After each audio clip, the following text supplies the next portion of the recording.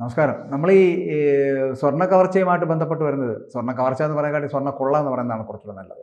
കാരണം ശബരിമല വിവാദത്തിൽ 2019 സർക്കാരും 2019 തിരുവിതാംകൂർ ദേവസ്വം ബോർഡും അതിൻ്റെ ദേവസ്വം ബോർഡ് പ്രസിഡന്റും അന്നത്തെ കമ്മീഷണറും അടക്കമുള്ളവർ അതിനകത്ത് പ്രതികളാക്കപ്പെടുന്ന തരത്തിലുള്ള ചിന്തകളായിരുന്നു ഉണ്ടായിരുന്നത്. പക്ഷേ ഇപ്പോൾ നിലവിൽ ഹൈക്കോടതിയുടെ സംശയ നിഴലിലെത്തിയിരിക്കുന്നത് ഇപ്പോഴത്തെ നിലവിലെ സാഹചര്യത്തിലെ ദേവസ്വം ബോർഡും ആ ദേവസ്വം ബോർഡ് പ്രസിഡന്റും ഒക്കെയാണ്. ഇവരിൽ മാത്രമായിട്ട് ഒതുങ്ങുന്നതാണോ ഈ സ്വർണ്ണക്കൊള്ള എന്ന് പറയുന്നത്? എന്ത് തോന്നുന്നു? നോക്കൂ, ശരിക്കും പറഞ്ഞാൽ ഈ സ്വർണ്ണക്കടത്ത് കേരളത്തെ ഞെട്ടിപ്പിച്ച ഒരു സംഭവമാണ്.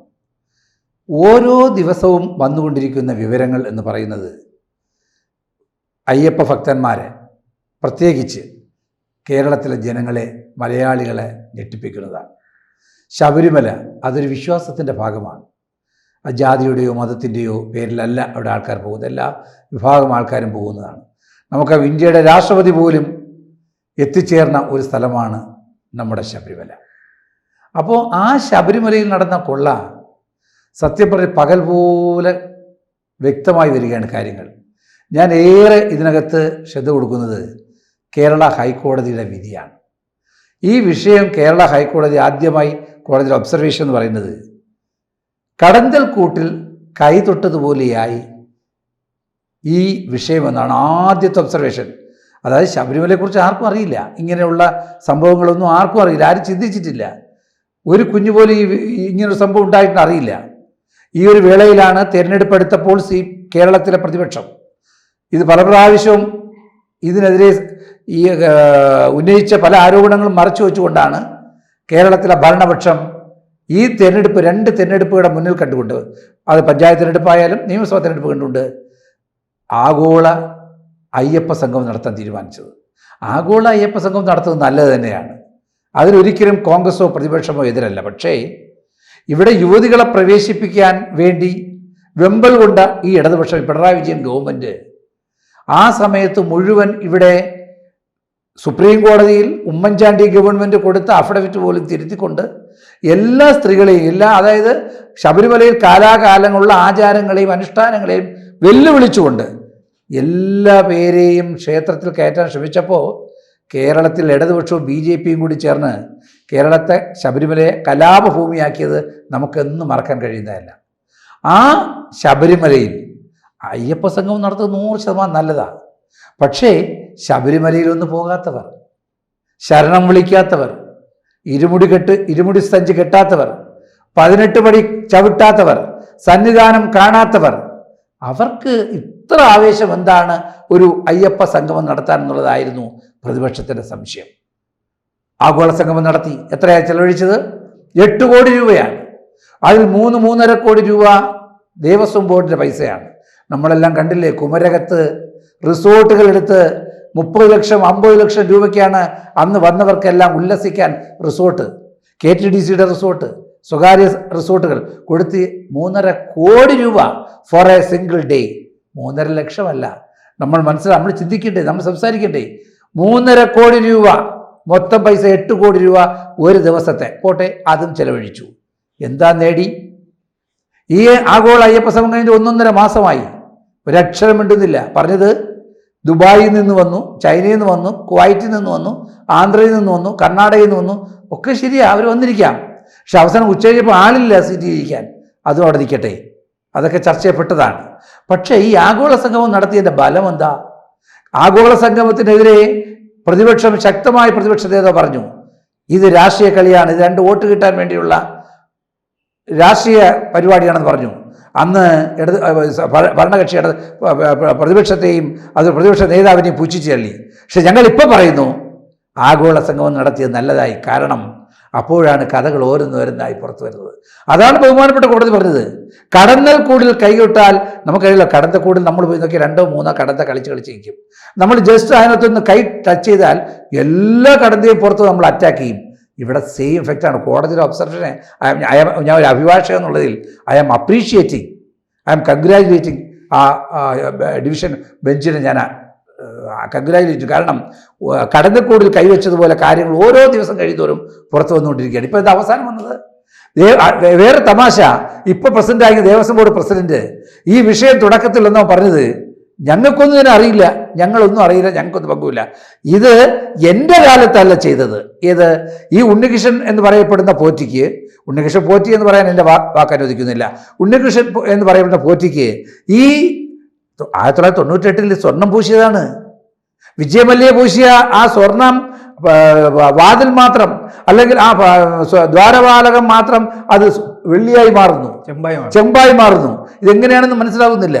അപ്പൊ ഞാൻ പറഞ്ഞു വന്നത്, അന്ന് പ്രശാന്ത് പറഞ്ഞത് എൻ്റെ കാലത്തല്ല എന്ന് പറഞ്ഞാൽ ഈ 2019 ശേഷം മറ്റാരുടെ കാലത്തെന്നാണ്. അത് പത്മകുമാറിന്റെ കാലത്താണെങ്കിൽ വാസുവിന്റെ കാലത്താണെന്ന് എടുത്തു പറഞ്ഞില്ല എന്നുള്ളതേ ഉള്ളൂ. 2 ദിവസം കഴിഞ്ഞപ്പോൾ ഇവിടുത്തെ ദേവസ്വം മന്ത്രി ജി സുധാകരന്റെ സ്റ്റേറ്റ്മെന്റ് വന്നു. എന്താ അദ്ദേഹം പറഞ്ഞത്? എൻ്റെ കാലത്തല്ല. പണ്ട് കള്ളനെ തേടി പോലീസുകാർ വീട്ടിൽ വരുമ്പോൾ വീട്ടിലെ അമ്മയും മക്കളും പറയും, എൻ്റെ അച്ഛൻ ഇവിടെ പത്തായത്തിനകത്ത് ഇല്ല, ഇവിടെ ആളുണ്ടോ? ഇല്ല എന്ന് പറയുമ്പോൾ പത്തായത്തിനകത്ത് ഇരിക്കുന്നു എന്നാണ് അതിൻ്റെ അർത്ഥം. അതുപോലെ എൻ്റെ കാലത്തെല്ലാം ജി സുധാകരൻ പറയുന്നു, അതേപോലെ പ്രശാന്ത് പറയുന്നു. ഇനി 2 ടേം കമ്മീഷണറായ വാസു പിന്നെ ദേവസ്വം ബോർഡ് പ്രസിഡന്റായി. എന്താ അദ്ദേഹം പറഞ്ഞത്? അദ്ദേഹത്തിന്റെ ഫസ്റ്റ് സ്റ്റേറ്റ്മെന്റ് എൻ്റെ കയ്യിലുണ്ട്, ഇപ്പോഴും അദ്ദേഹത്തിന്റെ വേർഡിങ്സ് എൻ്റെ കയ്യിലുണ്ട്. ഇവിടെ ധാരാളം ക്രമക്കേടുകളുണ്ട്, എന്നെ ആരും ചോദ്യം ചെയ്തില്ല, ചോദ്യം ചെയ്താൽ ഞാൻ എല്ലാം തുറന്നു പറയുമെന്ന് പറഞ്ഞത് ഈ വാസുവാണ്. ഈ വാസുവിന്റെ കാലത്താണ് ഈ പറഞ്ഞ ചെമ്പ് പാളിയായി മകസർ തയ്യാറാക്കി. ഇനി ശിഗോപൻ നമുക്കറിയാമല്ലോ. സംശയമുള്ളത് ഈ ജി സുധാകരൻ അല്ല എന്ന് പറയുമ്പോൾ കടകംപള്ളി എന്ന് പറയുന്ന മന്ത്രി ഇതിനിടയ്ക്ക് കടകംപള്ളിയുണ്ട്, കടകംപള്ളി സുരേന്ദ്രന്റെ പീരീഡിലാണ്. ഈ കടകംപള്ളി സുരേന്ദ്രന്റെ കാലത്താണ് ജി സുധാകരൻ. അതുകൊണ്ടാണോ അങ്ങനെ പറയുന്നത്? തീർച്ചയായും കടകംപള്ളിയുടെ കാലത്താണെന്നുള്ളതാണ്. അത് മാത്രമല്ല, നമുക്കൊക്കെ ഈ ഞെട്ടിപ്പിയ സംഭവം നമുക്കറിയാലോ. മാനുവൽ, ശബരിമല മാനുവൽ അനുസരിച്ച് അവിടുത്തെ നിയമമാണ് അറ്റകുറ്റി നടത്താൻ ഒരു കാരണവശാലും പുറത്ത് അയക്കാൻ പാടില്ല. ഇത് അപ്പോൾ ഏത് ഭരണകാലത്താണ്, ഏത് ദേവസ്വം ബോർഡ് കാലത്താണ്, ദേവസ്വം മന്ത്രിയുടെ കാലത്താണ്, നമുക്ക് വ്യക്തമായിട്ടറിയാം. ഇത് കടകംപള്ളി സുരേന്ദ്രന്റെ കാലത്താണ് ഇത് പുറത്തേക്ക് വിടുന്നത്. അതേ ആ ഭരണസമിതി തൊട്ട് ഒളിഞ്ഞു കൊടുത്തിരിക്കണം. അത് കഴിഞ്ഞ് വന്നതാണ് നമ്മുടെ കടകംപള്ളി കഴിഞ്ഞു, പിന്നെ രാധാകൃഷ്ണ മിനിസ്റ്ററായി, ഇപ്പോൾ വാസു മിനിസ്റ്ററായി, അതുപോലെ തന്നെ ദേവസ്വം ബോർഡ് വാസുവായി, പത്മകുമാറായി, അപ്പോൾ ഇപ്പോൾ പ്രശാന്ത്. അപ്പോൾ ഇവർക്കൊക്കെ ഒന്നും ഇതിൽ നിന്ന് രക്ഷപ്പെടാൻ കഴിയില്ല. ബഹുമാനപ്പെട്ട കോടതിയുടെ അവസാനത്തെ ഒബ്സർവേഷൻ നിലവിലുള്ള ബോർഡ് പ്രശാന്തിനെ ചുറ്റിപ്പറ്റിയാണ്. കാരണം ഈ പ്രശാന്ത് തന്നെ പറയുന്നു ഇത് പുറത്തയക്കാൻ പാടില്ലായിരുന്നു എന്ന് പറയുന്നു, എൻ്റെ കാലത്തല്ല എന്ന് പറയുന്നു. ഇപ്പൊ പ്രശാന്തിന്റെ കാലത്താണ് ഈ അറ്റകുറ്റപ്പണിക്ക് വേണ്ടി ഈ ഫലകം തിരിച്ചു കൊടുത്തു വിട്ടത്. അപ്പോൾ വളരെ വ്യക്തമാണ് പ്രശാന്തിനകത്ത് കൈയുണ്ട്. മറ്റൊരു കാര്യം, പ്രശാന്തിന്റെ കാലാവധി നവംബർ നെക്സ്റ്റ് വരുന്ന മാസം ഫസ്റ്റ് വീക്ക് തീരുകയാണ്. അപ്പൊ അദ്ദേഹത്തെ നിലനിർത്താൻ വേണ്ടിയാണ് ഇപ്പൊ ഈ വെപ്രാളവും ബഹളമൊക്കെ കാണിക്കുന്നത്. കാരണം പുള്ളി കാര്യങ്ങൾ പുറത്തു പറയും. അത് മാത്രമല്ല, ഉണ്ണികൃഷ്ണൻ എന്ന് പറയപ്പെടുന്ന ഈ പോറ്റി എന്താണ് അറസ്റ്റ് ചെയ്യാൻ പറഞ്ഞത്? എന്നെ കുടുക്കിയതാണ്. പ്രതിപക്ഷം ആവശ്യപ്പെടുന്നു, ആര് കുടുക്കിയതാണ്? അവരെല്ലാം ഞാൻ നിയമത്തിന്റെ മുന്നിൽ കൊണ്ടുവരും. ഞങ്ങൾ ചോദിക്കുന്നു, നിയമത്തിന് മുന്നിൽ കൊണ്ടുവരേണ്ടത് ആരാണ്? ഒരു കാര്യം ഞാൻ പറയാം, കോടതി പറഞ്ഞതാണ് സത്യസന്ധമായ രീതി. ഇത് ഞങ്ങളല്ല എന്ന് പറഞ്ഞ് ഉദ്യോഗസ്ഥന്മാരെ തലക്കടിച്ച് ഇത് രക്ഷപ്പെടാമെന്ന് ആരും കരുതണ്ട. ഇപ്പോഴത്തെ ദേവസ്വം ബോർഡ് പ്രസിഡന്റ് ഉൾപ്പെടെ ഈ ഇടതുപക്ഷ ഗവൺമെന്റ് കഴിഞ്ഞ 9.5 വർഷം ആരൊക്കെ മന്ത്രിയായിരുന്നോ, ആരൊക്കെ ഈ ദേവസ്വം ബോർഡ് പ്രസിഡന്റാണോ, അവരുടെ കൈകോട് തന്നെയാണ് ഈ സ്വർണം. അത് മാത്രമല്ല ബഹുമാനപ്പെട്ട കോടതി പറഞ്ഞ പ്രധാനപ്പെട്ട മറ്റൊരു ഒബ്സർവേഷൻ ഉണ്ട്. അത് കേരളത്തിൽ ചർച്ച ചെയ്യപ്പെട്ടതാണ്. എന്താ കോടതി പറഞ്ഞത്? Original gold cladded Dwarapalakas were disposed of to a willing purchaser for a substantial monetary consideration. അതാണ് പ്രതിപക്ഷ നേതാവ് പറഞ്ഞത്. കോടീശ്വരന് ഈ സ്വർണം വിറ്റിട്ടുണ്ട്. ഇത് കോടതി പറഞ്ഞതാ, പ്രതിപക്ഷ നേതാവ് കോൺഗ്രസ് പറഞ്ഞതല്ല. ഈ സ്വർണം, ദ്വാരപാലകനുള്ള സ്വർണം ഇവിടെ നിന്ന് കൊണ്ടുപോയി 39 ദിവസം, നോക്കണേ, ഇവിടെ നിന്ന് ചെന്നൈയിലെത്താൻ 39 ദിവസം പോണ വഴികളിലെല്ലാം നമ്മുടെ ജയറാമിൻ്റെ ഉൾപ്പെടെ വീടുകളെല്ലാം ഈ നമ്മുടെ ചില ക്ഷേത്രങ്ങളിൽ, ദേവീ ക്ഷേത്രങ്ങളിൽ എഴുന്നള്ളത്ത് നടത്തും പോലെ ഈ വിഗ്രഹം കൊണ്ട് നടക്കുക, ഈ ദ്വാരപാലവും കൊണ്ട് നടക്കുകയാണ്. അതിലൊക്കെ പൈസ ഉണ്ടാക്കി. ഇപ്പൊ അയാൾ നടക്കണുണ്ടല്ലോ, കൂസലില്ലാതെയാണ്. ഇപ്പൊ കോടതി 14 ദിവസം കോടതി കൊണ്ടുപോയപ്പോൾ സാധാരണ 14 days ആണ് റിമാൻഡ്. ആ 14 days എന്ത് ചെയ്തു? അവർക്ക് കസ്റ്റഡി കൊടുത്തു. അവർ മുഖത്ത് ഒരു ചുളിവുമില്ല, മുഖത്തൊരു പ്രയാസവുമില്ല. അല്ല, അവിടെയാണ് ഈ ഉണ്ണികൃഷ്ണന് ഇങ്ങനെ താങ്കൾ പറഞ്ഞല്ലേ, ഈ ഉണ്ണിപ്പൊറ്റിക്ക് എന്തുകൊണ്ടാണ് ഇത്തരത്തിലുള്ള ആത്മവിശ്വാസം ഉണ്ടാകുന്നത് എന്നുള്ളതാണ്. കാരണം ഇതിന് പിന്നിൽ പ്രവർത്തിക്കുന്ന ആരാണ് എന്നുള്ളത് ഇപ്പോൾ പൊതുസമൂഹത്തിന് തിരിച്ചറിവുകൾ വന്നു തുടങ്ങി. ഇപ്പോൾ അവസാനം നമ്മൾ പറഞ്ഞു നോക്കുമ്പോൾ പ്രശാന്ത് അടക്കമുള്ളവർ ഇതിനകത്ത് സംശയ നിഴലാണ്. നമ്മളാരും പറയുന്നില്ല, ഹൈക്കോടതി പറയുന്നതാണ്. അപ്പോൾ ആ സംശയ നിഴലിൽ നിൽക്കുന്ന പ്രശാന്ത് അടക്കം, അല്ലെങ്കിൽ ഇനി അതിന് മുകളിൽ ആരോ ഒരാളില്ലേ, അത്തരത്തിലുള്ള ഒരു മുതിർന്ന ആൾ, അല്ലെങ്കിൽ ഇതിനകത്ത് ബോസ് എന്ന് പറയാൻ പറ്റുന്ന ഒരാളും കൂടെ കാണില്ലേ? അങ്ങനെയുള്ളൊരു സംവിധാനം കൂടെ ഇതിനകത്തോടെ ചേർന്നാലല്ലേ ഉണ്ണിക്ക് ഇത്രയും ആത്മവിശ്വാസം ഉണ്ടാകും. നോക്കൂ, ഇത് കൂട്ടുകച്ചവടമാണ്. ഇത് കൂട്ടുകാർ സംശയമൊന്നുമില്ല. ഞാൻ ചോദിക്കട്ടെ, പത്മകുമാർ എന്ന് പറയുന്ന ആരാ ദേവസ്വം ബോർഡ് പ്രസിഡന്റ് ആയിരുന്ന ആള്? മുൻ MLA ആണ്. CPM-ന്റെ മുൻ MLA ആണ് ദേവസ്വം ബോർഡ് പ്രസിഡന്റ് ആയത്. അദ്ദേഹത്തിന്റെ കാലത്ത് ചെയ്തത് എന്താ?